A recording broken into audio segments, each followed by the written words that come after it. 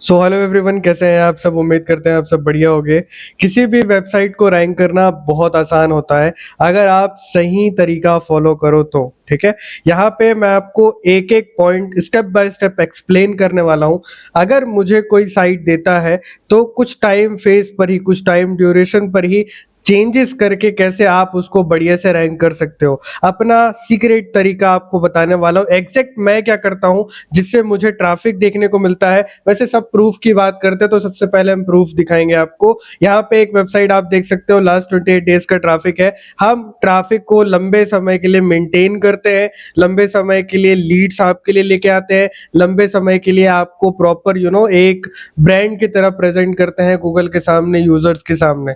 जब आप बिना स्पैम के सही तरीके से एसईओ करते हो, आपको डेफिनेटली नेक्स्ट लेवल रिजल्ट देखने को मिलता है। ये जो सारे पॉइंट्स है उसको मैं स्टेप बाय स्टेप एक एक करके अच्छे से बताने वाला हूं। तो जो जो लोग इस चैनल पर नए हो, आप प्लीज इस चैनल को सब्सक्राइब करिएगा। मेरा चैनल नया है, आपके सपोर्ट की जरूरत है। आप जितना ज्यादा सपोर्ट करोगे उतने मैं अपने सारे सीक्रेट्स आपके सामने लेके आऊंगा।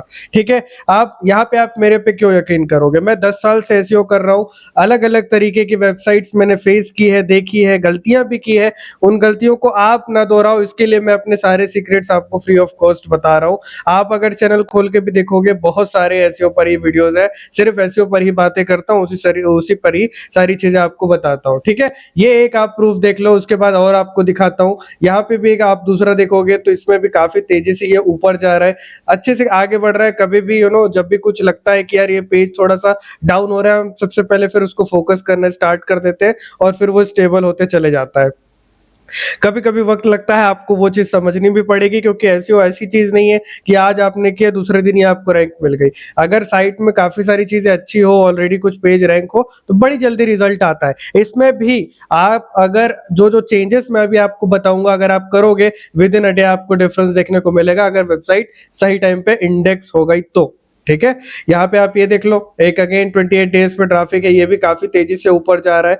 ठीक है, अगेन एक और वेबसाइट आपको दिखाता हूँ, ये भी काफी अच्छा परफॉर्म कर रहा है। अगेन एक और वेबसाइट आपको दिखाता हूँ, ये भी देखो काफी अच्छा परफॉर्म कर रहा है। बीच में एक पीक देखने को मिला था, उसके रिगार्डिंग अभी एनालिसिस चल रहा है और वापस से फिर ये बेस पोजीशन पर आ चुका है। तो वो चीज मैं एक बार देखूंगा, समझूंगा। बाकी हम हर चीज को स्टेप बाय स्टेप देखते हैं, समझते हैं। ठीक है, आप समझो कि अगर मुझे कोई वेबसाइट देता है तो सबसे पहले मैं क्या करता हूँ। ठीक है, तो सबसे पहले मेरा काम होता है गूगल सर्च कंसोल का एनालिसिस करना। ठीक है, तो सबसे पहले भाई इंप्रेशन चेक किया जाता है। इंप्रेशन चेक मतलब क्या, ऐसे पेजेस जिसमें बहुत सारे इंप्रेशन आ रहे हैं पर क्लिक्स जरा भी नहीं है, तो क्लिक्स तो लाना पड़ेगा ना। या तो सीटीआर की कमी होगी, क्लिक नहीं आ रहे, मतलब क्या, अगर आपने खराब टाइटल डाल रखा है तो यूजर उसको छोड़ देगा, इग्नोर कर देगा, उसके बदले नीचे वाली साइट को क्लिक कर देगा। फिर ऐसे पेजेस, सॉरी, ऐसे कीवर्ड्स, ऐसे पेजेस पर काम करता हूं जिनका पोजीशन 11 से 20 पर अटक गया है, 11 से 20 के बीच अटका पड़ा है। उसको देखो, ये ऑलरेडी रैंक्ड है, 11 टू 20 पोजीशंस पर रैंक है। अगर थोड़ा सा मेहनत कर लो तो ये बड़ी आसानी से ऊपर आ जाता है। अभी ये कैसे करोगे वो मैं आपको दिखाता हूँ। हम हमेशा सारे डेमोज मेरे माइक प्राइस पे करते हैं। ठीक है, यहाँ पे आप देखोगे तो 3 मंथ्स का डेटा है। 3 मंथ्स के डेटा में सब इनेबल रखो और एक्सपोर्ट कर लो डेटा। एक्सपोर्ट करोगे, डाउनलोड एक्सेल पर मैं क्लिक कर लेता हूँ।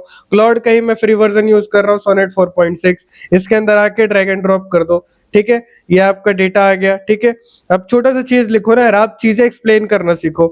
I am giving you 3 months data of my console. पहले बताओ कि मैं क्या दे रहा हूं। मैं दे रहा हूं 3 महीने का डेटा कंसोल का। You have to do deep analysis and filter pages that are ranking on 11th to 20 position। इस छोटे से प्रॉम्प्ट में आपको ऐसे पेजेस देखने को मिल जाएंगे। अब देखो, सर्च कंसोल के जो परफॉर्मेंस का डेटा है, इतना सारा डेटा हमको नहीं पता चल पाएगा, खोजने में बहुत टाइम लगता है। ठीक है, तो बेटर क्या होगा, हमने क्या करा, डेटा कॉपी, यहाँ से डेटा डाउनलोड किया, क्लाउड पर गए, क्लाउड को बोल दिया कि भाई इन पूरे डेटा में से मुझे बस इतना कर दो कि 11 से 20 पोजीशन वाले जितने भी पेजेस हैं उसकी पूरी मेरे को लिस्ट दे दो। उन लिस्ट को मैं पकड़ूँगा और सीधा उन पर काम करना शुरू कर दूँगा। वो ऑलरेडी रैंक्ड है मेरे दोस्त, अगर वो ऑलरेडी रैंक्ड है तो आप बहुत आसानी से काम कर पाते हो। उसको इंडेक्स करने की ज़रूरत नहीं है। फिलहाल तो जो-जो पेजेस रैंक्ड है उसमें चेंजेस करना शुरू करते हैं। अब चेंजेस क्या होगा वो भी मैं स्टेप बाय स्टेप आपको बताऊँगा। टाइटल चेंजेस कर दिया, सेक्शन चेंजेस कर दिया, पैराग्राफ जो नए आए हैं, अप टू डेट रखो अपना डेटा। इससे एक और फ़ायदा मिलता है, गूगल को ये लगता है कि भाई आप अपनी वेबसाइट को अप टू डेट रख रहे हो, सही तरीके से काम कर रहे हो, तो चीज़ों को करते-करते आपको खुद ही रैंकिंग देखने को मिल जाती है, ठीक है? तो ऐसे पेजेस जो 11 से 20 पोज़ीशन पर रैंक कर रहे हैं, उनकी पूरी लिस्ट मिल जाए, फिर उनको चेंज करना स्टार्ट कर दो, ठीक है? नियर रैंकिंग पेजेस, ठीक? अब यहाँ पे फिर मेरा दूसरा स्टेप क्या होगा? अब दूसरा स्टेप समझो। लो हैंगिंग फ्रूट पेजेस, ठीक है? अब यही जो पेजेस मैंने बताए ना, ये जो ऊपर 11 से 20 पेजेस को अच्छे से एनालाइज़ करता हूँ, इंप्रेशन चेक करता हूँ। भाई देखो कंसोल पे आप आओगे, तो कंसोल पे देखना आप काफ़ी सारे ऐसे दिखेंगे जिसमें बहुत सारे इंप्रेशंस आ रहे हैं, क्लिक्स कम आ रहे हैं। इनको अच्छे से एनालिसिस करना आपको आना चाहिए, समझना आपको आना चाहिए, ठीक है? और सिंपल है। दूसरा क्या है? दूसरा ये कि भाई पोजीशंस चेक कर लो अच्छे से, एचरेफ्स का यूज़ कर सकते हो, बाकी कंसोल तो आपको बता ही देगा। जैसे यहाँ पे आप देखोगे, इस छोटे से प्रॉम्प्ट ने मुझे दे दिया कि भाई ये सारे 11 से 20 वाले पेजेस हैं। अब बस काम करना शुरू कर दो यार, इन्हीं सारे पेजेस को आपको ठीक करते चले जाना है। रिजल्ट्स आपके सामने है। अच्छा, यहाँ पे लो हैंगिंग फ्रूट पेजेस का मतलब क्या है? ऐसे पेजेस जो ऑलरेडी अच्छा परफॉर्म कर रहे हैं लेकिन उनकी पोजीशन थोड़ी डाउन है, ठीक है? हाई इंप्रेशन वाले जो अभी आपको दिखाया ना, तो इन सभी को ही ठीक किया जाता है। हाई इंप्रेशन वाले जो पेजेस हैं, पे क्लिक कम मिल रहे हैं, उनको पहले अच्छे से देखा, ध्यान से परखा जाता है, फिर उस पर काम किया जाता है और मैं सबसे पहले यही करता हूँ। कौन ये एक दूसरे से कनेक्टेड है भाई, ये दोनों जो है एक दूसरे से कनेक्टेड है। गूगल कंसोल के अंदर पे लो हैंगिंग फ्रूट पेजेस ही देखने होते हैं जिस पर अच्छा वॉल्यूम हो, जिस पर अच्छा इंप्रेशन आ रहा हो, लेकिन क्लिक्स कम आ रहे हो, जो आपके ऐसे पेजेस हों जिस पे आपको अच्छा खासा सेल्स मिल सकता है, ट्रैफिक मिल सकता है, ठीक है? और सब चीज़ अच्छे से करोगे तो डेफिनिटली रैंक देखने को मिलता है, ठीक है? इसके बाद भाई इंटरनल लिंकिंग की बारी आती है। वैसे ये चीज़ अच्छे से देख लेना, इसमें आपको काफ़ी अच्छा डेटा देखने को मिलता है। छोटे से प्रॉम्प्ट में काफ़ी अच्छा डेटा आपको समझ में आ जाएगा। 11 से 20 पेजेस का जो पूरा लिस्ट है, ऐसे पेजेस जो 11 से 20 के बीच रैंक कर रहे हैं, उसका पूरा लिस्ट आपको मिल जाएगा। काम करना शुरू कर दो, ठीक है? क्या-क्या काम करोगे वो अभी स्टेप बाय स्टेप मैं आपके और अच्छे से समझाते जाता हूँ आपको। हाई प्रायोरिटी पे सारे पेजेस कर रहे हैं, ये भी आपको बता दिया, कितनी अच्छी चीज़ है ना, ठीक है? अब एग्रेसिव इंटरनल लिंकिंग, अब थोड़ा-सा समझो। जब आप इंटरलिंक करते हो तो गूगल समझ पाता है कि हाँ ठीक है, ये पेज से रिलेटेड ये पेज है, इस पेज से रिलेटेड ये पेज है। यूजर्स को भी अच्छा लगता है कि ठीक है भाई, अगर मुझे इस पेज के अंदर ये टॉपिक समझ में नहीं आ रहा है, यहाँ पे इंटरलिंक है, मतलब मैं इस पेज को भी अच्छे से जान सकता हूँ, पढ़ सकता हूँ, समझ सकता हूँ। जब आपका यूजर एक पेज से दूसरे पेज जाता है तो भी गूगल को एक सिग्नल मिलता है कि हाँ, ये जो पर्टिकुलर यूजर है ये पूरे पेज को अच्छे से इंटरेक्ट कर रहा है, समझ रहा है, इसका मतलब इस पेज में कुछ खास बात है। जब यूजर एक पेज से आपके दूसरे पेज पर जाता है, दूसरे पेज से तीसरे पेज पर जाता है और पढ़ने लगता है, तो गूगल को भी एक सिग्नल मिलता है कि हाँ, ये जो पेज यहाँ पे मैंने रैंक दिया हुआ था, ये काफ़ी इंटरेस्टिंग पेज है, यूज़र को पसंद आ रहा है, वो पेज और ऊपर जाता है। तो इंटरनल लिंक बहुत इंपॉर्टेंट है। मैं देखता हूँ कहीं पर भी अगर ऑर्फन पेज मिल रहा है मुझे, तो मैं सबसे पहले इंटरनल लिंक करूँगा, जहाँ-जहाँ पे लगेगा मैं फटाफट इंटरनल लिंक करना शुरू कर दूँगा। फिर नेचुरल इनका टेक्स्ट रखना है आपको, एकदम से कीवर्ड नहीं डालना। मैंने बहुत लोगों को देखा है, आर्टिकल के नीचे ही खूब सारे कीवर्ड डाल देते हैं, इंटरलिंक कर देते हैं, वैसा नहीं करना है। आप विकिपीडिया खोल के देख लो, जहाँ-जहाँ पे ज़रूरी है वहाँ पे इंटरलिंक किया जाता है विथ नंबर, ठीक है? और नेचुरल एंकर टेक्स्ट आपको बिल्कुल रखना है, नेचुरल रखना है एकदम, ठीक है? ऐसा नहीं जानबूझ के आपने एग्ज़ैक्ट कीवर्ड को ही बार-बार वहाँ रिपीट कर रखा है, तो थोड़ा ध्यान से रखना। और सबसे ज़्यादा इम्पोर्टेंट चीज़, आपका जो टॉपिक रिलेवेंसी है, वो सेम हो भाई, ठीक है? टॉपिकल रिलेवेंसी आपको ध्यान में रखना है। इंटरनल लिंक उसी पेज को दो जो उस पेज से रिलेटेड है। मान लो मैंने मनी मेकिंग रिलेटेड एक आर्टिकल लिखा हुआ है, मान लो एक आर्टिकल है, how to make money online from home, इस पर मैंने आर्टिकल लिख रखा है, इस आर्टिकल के अंदर मैंने एक शब्द यूज किया बिगिनर्स, और मान लो मैंने मनी मेकिंग आर्टिकल अलग से और बना रखा है फॉर बिगिनर्स, तो मैं उसको इंटरलिंक करूंगा। ऐसा नहीं कि मैं माइक्रोफोन बेच रहा हूँ और इंटरलिंक कर रहा हूँ हेडफोन्स और बाकी सारी चीजों को, नहीं, अलग हो जाएगा वो। माइक्रोफोन है तो माइक्रोफोन के पेजेस इंटरलिंक करो, दैट्स इट, सिंपल।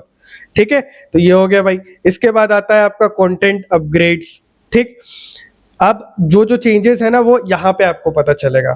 जो पेजेस मैंने बोला ना 11 से बीच में जो आपके पेजेस रैंक कर रहे हैं उनका पूरा लिस्ट निकालो। अब लिस्ट निकालने के बाद अगर कहीं लगता है कि एफएक्यू आपको डालना चाहिए, एफएक्यू डालो।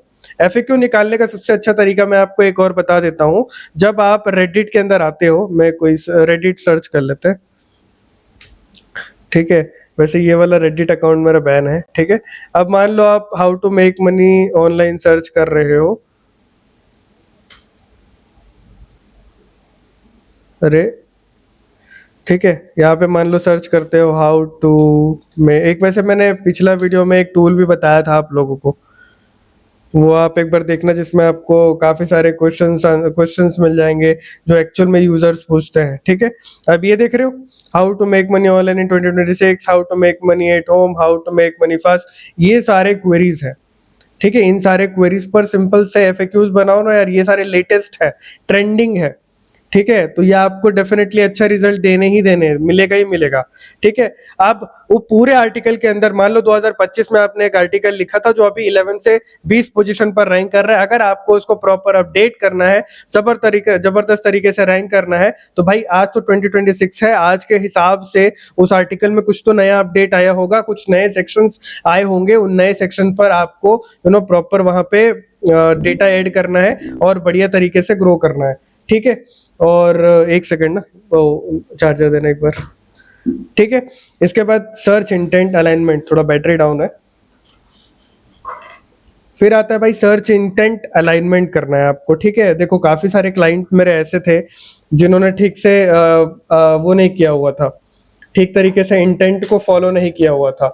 अब वो कभी कभी क्या करते, कमर्शियल कीवर्ड्स ले लेते, उनको लगता कि कमर्शियल कीवर्ड पर बहुत कम वॉल्यूम है, सॉरी अच्छा वॉल्यूम है, तो मैं उस पर काम कर लेता हूँ। वो सिर्फ वॉल्यूम ही देखते थे, वॉल्यूम देखते थे और बिना इंटेंट देखे कमर्शियल कीवर्ड पर काम कर लेते थे, नेविगेशनल कीवर्ड पर काम कर लेते थे।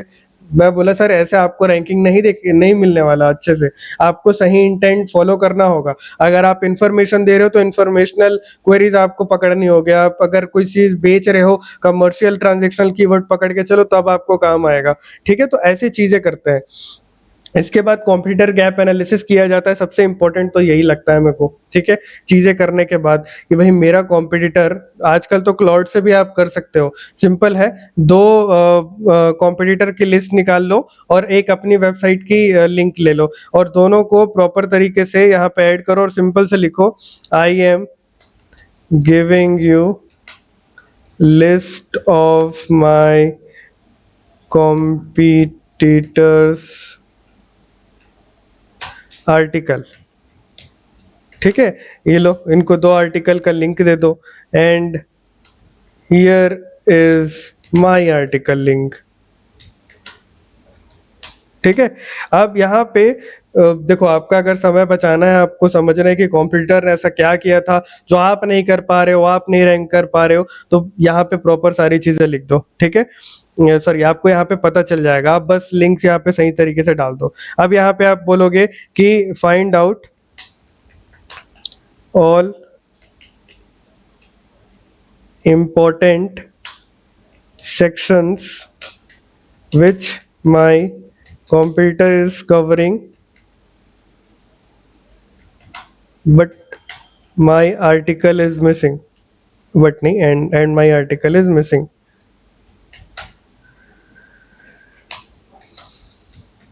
ठीक है, ऐसा कौन सा डेटा है जो कॉम्पिटिटर अच्छे से कवर कर रहा है लेकिन मेरे आर्टिकल में मिस हो रहा है वो चीज, एंड